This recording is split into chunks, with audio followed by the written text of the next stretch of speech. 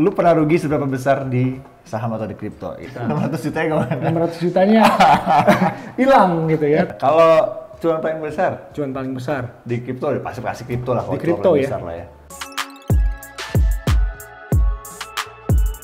Ngopi bro. Ngopi dulu bro. Ketemu lagi di Ngopi Bro. Yo, ngopi dulu bro. Alright. Kita lanjutkan lagi. Kemarin kita sempat beberapa episode lalu kita ngomongin soal yang millennials susah beli rumah. Ya. Itu adalah salah satu tips dari lu, ya, investasi. Ya, kita mau ngomongin soal investasi dulu di sini. Karena ada pengalaman yang menarik banget nih dari Kevin yang bisa di-share. Ya. Yang menarik sih sebenarnya pengalamannya. Menarik buat gua. Pengalaman pahit. Benar. Pengalaman pahit. Pahit tapi menjadi pelajaran yang berharga banget karena semoga bisa jadi pelajaran buat kalian yang betul. Karena kalau ngomong soal investasi kan nggak cuma serta-merta semua cuan-cuan dan cuan. Bener. Apalagi ada resikonya. Iya, apalagi kemarin zaman pandemi di mana orang mulai banyak yang melek ya soal investasi saham, kripto dan kesannya itu cuan banget. Tapi ternyata ada sisi lain, yaitu sisi resikonya yang harus dipertimbangin juga. Harus dipelajarin juga. Selama pandemi kemarin pas banget soalnya, lagi zaman-zamannya bullish. Jadi kita mau beli apa aja mayoritas naik gitu. Kayak wah investasi cuan gitu. Akhirnya sampai satu titik ketika masuk masa-masa bearish itu adalah turun, bullish sudah naik ya. Banyak yang nyangkut, banyak yang kecewa, unexpected. Yes. Banyak banget kan sempat yang waktu itu pinjol sampai duit. Bener banget sekolah, lagi. Uang buat beli apa, buat bayar dimasukin ke investasi. Yang itu yang bahaya banget. Tinggi lagi resikonya saham, kripto itu kan tinggi ya. Nah sebelum itu kita ngomongin dulu deh bro, investasi lo deh, apa aja? Gua semua investasinya high risk ya.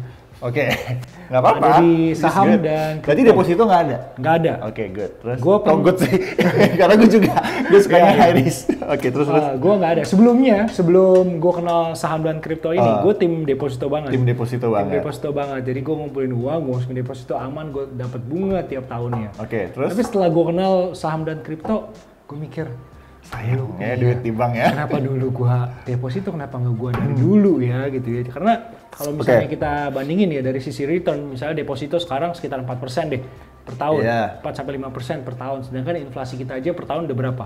Nggak nutup gitu ya. Sedangkan dari saham atau kripto, 10% satu hari aja itu sangat-sangat possible gitu.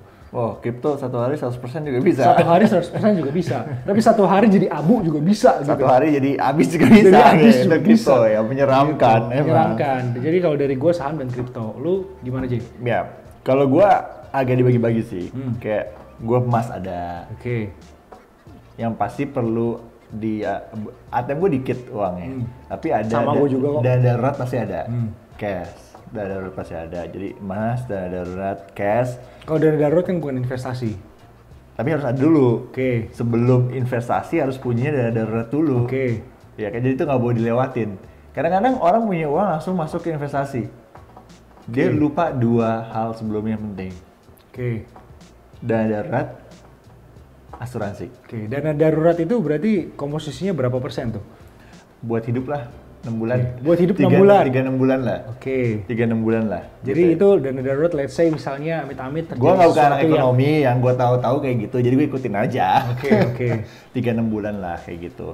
Asuransi juga penting, nah setelah punya itu baru masuk ke investasi. Nah, jadi ada saham sama kripto juga sih gue. Tapi proporsi gue lebih banyak di saham. Iya, gue juga Indonesia, sih. Gitu. Tapi sempat waktu masa-masa kemarin kripto gue sama saham 50-50. Tapi kalau sekarang udah gue kurangin lagi gitu karena kripto juga sekarang lagi nguaco banget kan dan belum tahu kapan akan bullishnya kembali. Jadi saham dulu, karena kalau saham kan lebih enak dipantau, lebih enak dilihat karena kan itu ruang lingkupnya Indonesia. Kalau kripto kan dunia, lebih susah kan. Ya kalau dibandingin saham dan kripto ini memang resikonya lebih tinggi di cryptocurrency ya. Karena kalau di saham khususnya di Indonesia aja sekarang batas bawah ARB itu masih di 8%. Which is good, enak 7%. 7% ya. Sedangkan di kripto satu hari nggak ada batas. Mau turun 50%. Tapi serunya di kripto 24 jam. 7 hari. 7 hari. Nggak ada libur. Kalau IHSG ada jam bursanya kan. Ya. Anyway, kita akan ngomongin soal investasinya. Tapi buat gua pandemi kayak blessing in disguise juga ya. Maksudnya orang-orang sadar dan melek saham dan kripto, termasuk gue juga. Dan lu juga, ya kan kayak gitu. Tapi jangan sampai karena itu bisa jadi kayak pisau lah, bisa menguntungkan tapi bisa juga mematikan diri sendiri juga gitu. Dan salah satunya juga experience yang lo punya, coba boleh di sharing aja deh. Lu pernah rugi seberapa besar di saham atau di kripto? Ya? Oke, jadi sebenarnya kalau misalnya di saham ini yang mau gue ceritain ini adalah unrealized loss ya. Artinya sampai ketika saham itu belum gue jual, gue belum mengalami kerugian. Jadi kerugiannya masih di atas kertas gitu. Jadi gue ada nyangkut ya bahasanya kalau di saham itu, di salah satu saham BUMN yang bergerak di bidang konstruksi. Jadi sebenarnya penyebab nyangkutnya ini kita ngomongin penyebabnya dulu ya. Jadi waktu itu gue beli gitu, and then gue waktu itu lagi mau buka restoran. Jadi waktu itu benar-benar gue tinggal portfolio gue nggak lihat-lihat lagi. Terus waktu gue lihat lagi ternyata udah nyangkut lumayan gede gitu, mungkin sekitar 20-30%. Terus udah gue tinggal, nanti juga naik lagi. Ternyata dia turun terus sampai sekitar 60-an% lah nyangkutnya. Jadi lebih dari setengahnya. Dan sampai sekarang masih 60%. Sampai sekarang masih 60%. Jadi ya misal kita invest 10 juta, sekarang uangnya tinggal 4 juta. Gitu. Yeah, Dan gue masih diemin aja. Itu kalau 10 juta. Kalau 100 juta. Nah kalau 100 juta berarti sisa 40 juta. Yeah. Kalau 1M. Kalau 1M berarti sisa 400 juta. 600 jutanya kemana? 600 jutanya hilang gitu ya. Tapi belum hilang selama kita belum jual. Selama kita belum jual dan gue sekarang diemin aja. Nominalnya ya lumayan lah, buat gue sih lumayan lah. Bisa buat DP rumah lah ya. Gue lumayan dan itu jadi pengalaman banget karena gue juga termasuk angkatan corona ya. Jadi gue masuk ke bursa itu sekitar April 2020. Jadi waktu habis crash, gue masuk. Tapi lu cuannya banyak dong ketika lo masuk di April 2020. Lumayan. 2020. Itu gue ingat saham pertama yang gue beli adalah Bank BRI di harga 2.200 kalau nggak salah. Sekarang harganya udah 4.000-an. Gitu. Jadi gue sempat ngalamin yang cuan banget, sampai sekarang sempat ngalamin yang nyangkut banget gitu. Ya most likely kalau yang awal pandemi langsung ancur-ancuran itu, kalau orang baru masuk dan beli apapun di situ beli apapun di situ, itu udah di Desember udah pasti cuan berkali-kali. Udah pasti cuan banget. Meskipun waktu itu juga waktu gue mau beli masih banyak juga yang fear. Karena kan waktu turun orang nggak pernah tahu turunnya sampai berapa gitu ya. Masih banyak juga yang takut. Tapi waktu itu gue beli dan ya lumayan lah. Ngalamin cuan juga. Terus akhirnya yang lu pelajarin apa bro dari kejadian itu? Walaupun sampai sekarang masih unrealized ya, masih floating ya. Masih floating. Yang gue pelajari ya harus bisa cut loss. Harus berani cut loss. Harus berani cut loss, betul. Karena kalau sekarang gue mikir udah nyangkut 60%, coba aja waktu itu gue rugi 20% gue jual gitu. Coba aja itu tuh paling nggak bisa itu. Nggak boleh tuh. Nggak boleh tuh, coba aja. Jadi ya itu sih pelajarannya. Gue jadi sadar bahwa cut loss itu penting. Mendingan rugi 20% daripada sekarang kan uangnya nggak bisa diapa-apain. Kalau dia balik lagi ke harga sebelumnya, kalau enggak kan lebih pusing lagi kan. Tapi gue rasa yang punya lo mesti nunggu ibu kota Indonesia baru. Nah itu udah tahu lah ya itu saham apa kira-kira konstruksi yang baru mulai rally gitu. Iya, dan kita nggak pernah tahu apakah bakal balik lagi ke sana. Dan sebenarnya di saham ini tuh banyak banget retail yang nyangkut Selain gue dengar teman-teman gue banyak yang retail jauh lebih parah, ada yang beli di harga 2.000 misalnya, jauh banget. Jadi ya itu sih gue belajar investasi apalagi saham dan kripto nggak selalu menguntungkan, ada resiko. Terus kita harus tahu yang kita beli sih. Kalau di kripto lo pernah rugi nggak? Rugi seberapa besar? Di kripto so far gue belum pernah rugi sih untungnya. Untung terus? Untung terus. Ya gue lumayan beruntung ya. Jadi waktu itu gue juga beli kripto diajakin sama Jay itu waktu di bawah juga ya Jay. Waktu itu kalau nggak salah gue beli BNB itu di harga 3,5 juta per koin. Terus gue jual di 9 jutaan per koin. Habis itu gue jual, udah gue diemin sampai dia keras lagi, baru gue beli lagi. Sekarang 4 jutaan ya kalau nggak salah, 5 jutaan, 4 jutaan lagi, turun lagi ya? Iya, di kripto gue belum terlalu ngalamin yang rugi, belum pernah sih. So far selalu untung. Lu gimana Jay? Saham kalau, wah mungkin kalau dari nggak salah lu sebelum pandemi juga sempat beli saham kan? Ada, tapi kayaknya sebelum kalau dari lu yang gue perhatiin, salah satu pelajaran adalah portfolionya, put 1x. Kayak nggak balance gitu loh. Kayak lu misalnya punya beberapa portfolio, beberapa emiten, tapi jumlah yang lu investasikan tuh kayak terlalu besar di sini. Sedangkan ini posisinya kecil, jadi kayak nggak balance gitu. Ya sebenarnya itu ada alasannya juga Jay. Jadi awalnya gue nggak beli sebanyak itu di satu saham. Tapi abis itu dia turun, gue beli lagi. Jadi itu udah termasuk sama average down-nya. Iya, gitu. Karena kita harus punya portfolio balancing yang bagus juga gitu. Jangan sampai satu emiten yang tinggi banget porsinya. Ya, misalnya 60%. Ada namanya diversifikasi. Ya, diversifikasi juga, portfolio juga kayak gitu.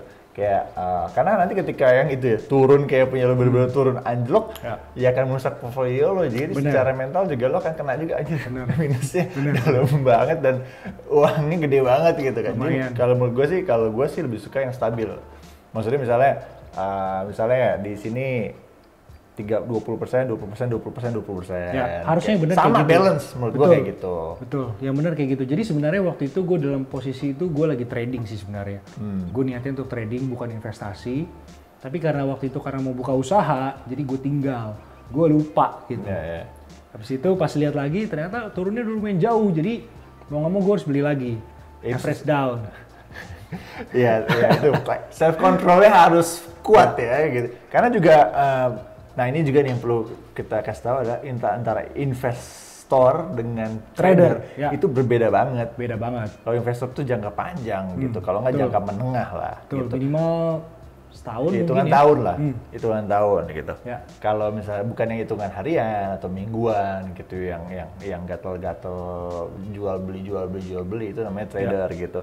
Dan biasanya yang setahu gua nggak tahu ya, gua pernah dengar dari mana 90% trader di Indonesia tuh rugi. Datanya kayak gitu katanya. Gue waktu itu nonton di mana gitu. Kayak gitu dan kalau gue rasakan juga, gue dari dulu tuh kalau trader gue nggak pernah berhasil bro. Selalu rugi gitu, hilang terus gitu. Kalau gue mungkin lebih di kripto. Kalau ruginya? Iya, karena kalau di saham gue bener-bener mainnya safe. Kayak gue beli ya gue hold bisa gitu. Kalau di kripto gue kadang-kadang karena cuannya naik turunnya gede banget, kenceng banget, kayak nggak puas, maruk, greedy bro. Gitu. Dan gue kan ada futures juga kan, kayak di Binance kan ada futures gitu. Lu misalnya bisa pakai apa namanya? Leverage gitu kan. Wah, itu setan banget sih. Jadi kalau buat yang mungkin kurang familiar, di future itu tuh kita bisa gandain keuntungan sekaligus kerugian kita ya. Misalnya let's say kita punya modal $100, tapi kita bisa untung sampai 5 kali lipat, 20 kali lipat, 100 kali lipat gitu ya. Jadi misalnya kripto yang kita beli itu naik 5%, kalau misalnya kita pakai leverage 20 itu berarti jadi 100% keuntungannya, ataupun dengan kerugiannya gitu. Jadi kalau misalnya kita beli, dia turun 5%, uang kita udah langsung habis. Gitu. Itu intinya apa ya, kayak judi juga sih ya. Tergantung ya, gue nggak bisa bilang itu judi atau enggak ya. Cuman kalau menurut gue kayak futures gitu, benar-benar lu harus bisa punya self control sih, benar-benar bisa harus disiplin banget gitu kapan taking profit, kapan cabut gitu. Kalau cut loss lah kalau misalnya kita ada kerugian gitu. Kadang kan itu hitungannya per tick kan, per tick gitu. Dan itu nggak rekomen sih buat orang-orang yang misalnya nggak terlalu punya waktu ya. Dan harus benar-benar ngerti, harus benar-benar paham, punya waktu kosong ya, karena itu dalam waktu 5 menit aja udah bisa berubah banyak. Ya nggak menit bro, ya detik bro. Ya detik. Ya, detik. Gue rasa yang terakhir itu yang akhirnya gue bertobat dari futures.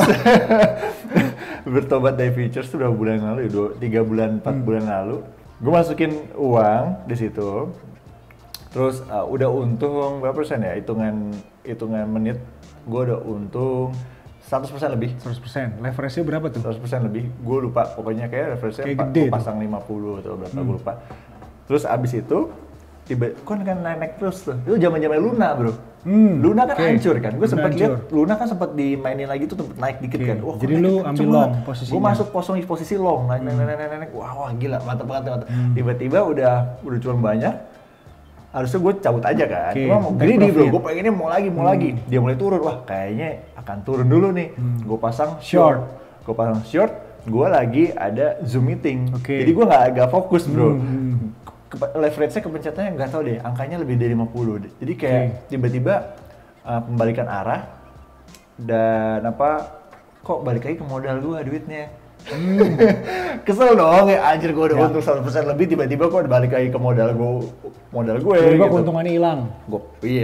Langsung lagi gue pasang posisi lagi dan sebagainya. Udah turun kok jadi minus. Padahal tadi gue udah 100%, gue tambahin lagi. Akhirnya margin call hilang. Masih panas lagi, gue masukin duit lagi, hilang lagi. Ya udahlah. Enggak, gue emang nggak bisa kayak gitu-gitu futures. Gue mainnya di spot aja. Oke, tapi ya kalau misalnya yang tadi J cerita itu mungkin bukan investasi ya, itu lebih ke arah trading atau misalnya istilahnya tuh financial betting sih kalau menurut gue. Jadi kita ngebet kira-kira satu koin ini akan naik apa turun dengan risiko yang tinggi. Ya, jangan deh. Gitu.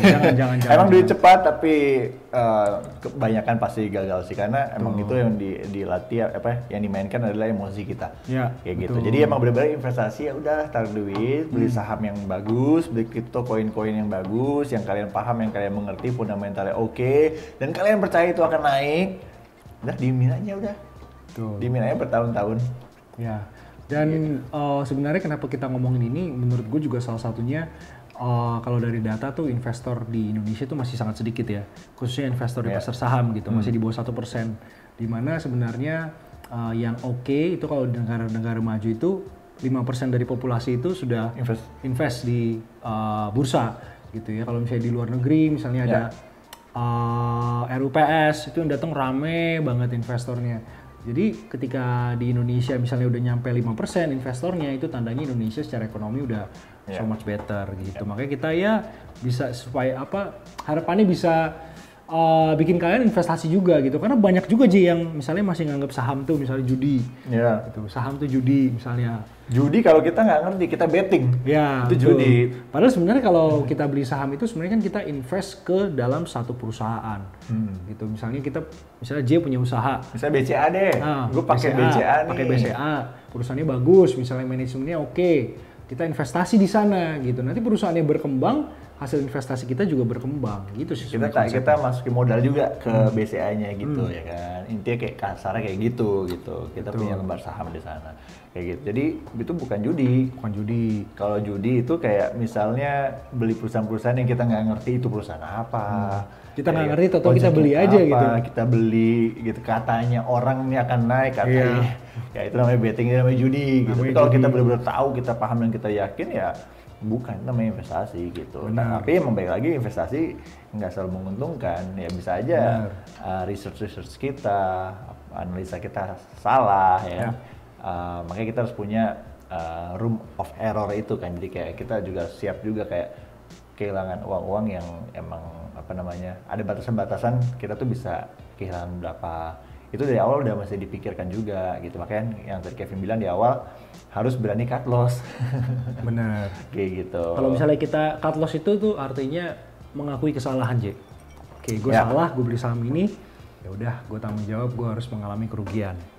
Gitu kan, banyak yang misalnya denial lah, masih bisa naik. Ternyata kayak punya gue itu berarti sudah setahun, belum naik, masih di situ-situ aja. Baru setahun. Ya selalu masih ada harapan, tapi kalau gue jujur, gue udah anggap itu duit hilang. Jadi gue nggak pernah liatin lagi sama sekali. Itulah ya kerugian terbesar Kevin. Nah, kalau cuan paling besar di kripto, pasti kripto lah. Di kripto ya. Besar lah ya. Kalau saham kan, saham kripto pasti kripto lah lebih tinggi lah. Kripto ya 300% kira-kira. 300%. Oke. Di mana lagi kita bisa dapat uang 300%? Kurang dalam setahun. Kurang dari setahun. Gitu. Kalau gue pernah 4.000%. 4.000%. Wow. Tapi itu kurun waktu berapa lama tuh? Wah bro, itu paling cuman nggak nyampe sebulan bro. Tapi itu koin mecin ya, itu bukan investasi. Dan kalau misalnya kita mau taruh di koin-koin seperti itu juga pasti proporsinya jauh lebih sedikit lah. Kecil bro, kecil dibandingkan misalnya kita uang makan lah. Uang jajan hilang ya udah gitu. Uang jajan hilang ya udah. Kalau misalnya berkembang ya lumayan gitu. Tapi kalau uang yang emang bener-bener buat future, uang jumlah besar, jangan ke emiten-emiten yang gorengan yang kita nggak paham banget, ataupun juga kripto koin-koin yang mecin itu jangan. Yang bagus-bagus lah, aman-aman aja lah gitu. Kecuali uang kita berlebihan ya. Ya betul. Dan sebenarnya investasi ini juga peluang banget ya buat kita gitu ya, yang masih muda misalnya, yang pengen uangnya berkembang, karena rata-rata semua orang kaya bro itu pasti. Bukan rata-rata, semuanya. Iya, bukan rata-rata, malah yang semuanya. Kaya raya banget. Kaya raya ya, let's say 10 orang terkaya di Indonesia misalnya. Semuanya masih investasi. Pasti kekayaannya itu berupa investasi. Saham, iya. Berupa saham mostly. Misalnya saham di perusahaan A, saham di perusahaan B, bukan berupa cash. Gue nggak pernah lihat misalnya orang kaya nyimpan cash gitu segudang gitu tuh nggak pernah gue lihat. Kayaknya kaya raya banget ya. Gue nggak pernah dengar orang kaya raya banget itu dia dapat uangnya tuh dari aktif income mereka. Betul, dari mereka kerja. Dari mereka misalnya kerja. Sebagai direktur misalnya, dari gaji gitu. Tapi kekayaan mereka besar karena investasi mereka. Karena investasi mereka. Yang menggandakan keuangannya berkali-kali lipat. Kayak misalnya kalian tahu lah Warren Buffett. Nah kalau di Indonesia contoh paling bagus tuh Pak Sandiaga Uno, Ji. Sandiaga Uno. Salah satu idola gue di dalam bidang ekonomi ya. Pak Sandiaga Uno itu maju secara ekonomi dari investasi. Dari perusahaannya Saratoga Investama itu cuan besar banget waktu di tahun 98-99. Oh 98. Nah setiap krisis selalu ada orang-orang kaya baru. Betul. Oke sekarang kripto lagi hancur. Siap-siaplah kalian kesempatan bisa bagus aja. yang beli. Benar, kesiapan kalian bagus untuk yang mau beli. Tapi investasi ya, investasi. Nah, karena setiap krisis selalu ada kesempatan ya kan artinya di krisis di bahasa China itu sendiri artinya apa ya namanya? Kesempatan kan? Oh gitu. Arti kanjinya itu. Oke. Gitu. Pokoknya di setiap krisis selalu ada kesempatan gitu. Makanya setiap krisis kalau kalian perhatikan ada aja orang kaya baru. Iya, termasuk waktu Covid kemarin. Ya, true. Kayak gitu. Jadi mulailah kalau yang nonton ini belum masih takut investasi jangan takut. Ini satu yang penting Jim. Paling aman itu adalah caranya kita nyicil, nabung tiap bulan. Oke. Namanya DCA. Dollar Cost Averaging. Jadi tiap bulan kita sisihin gaji. Kalau misalnya kalian karyawan kantoran, sisihin aja gaji beli terus misalnya yang bagus. Yang paling oke BCA misalnya. BCA, kalau orang baru belajar masih BCA. Udah. Kalau nggak 4 bank utama, BCA, Mandiri, BRI, BNI, udah itu. Yes. Nyicil aja salah satu dari itu tiap bulan beli. Ya. Tapi nanti kalian sembari dalamin lagi karena kalau misalnya kalian masuk ke 4 bank itu ya nggak mungkin mengharapkan cuan yang beggar dalam setahun nggak mungkin beggar tuh 100% ya nggak mungkin gitu. Karena udah terlalu besar market cap-nya, udah terlalu settled dan ya low risk, low gain juga lah pasti. Gitu ya. Oke. Thank you for watching. Kita ketemu lagi di Selamat investasi berikutnya. Ngopi dulu, Bro.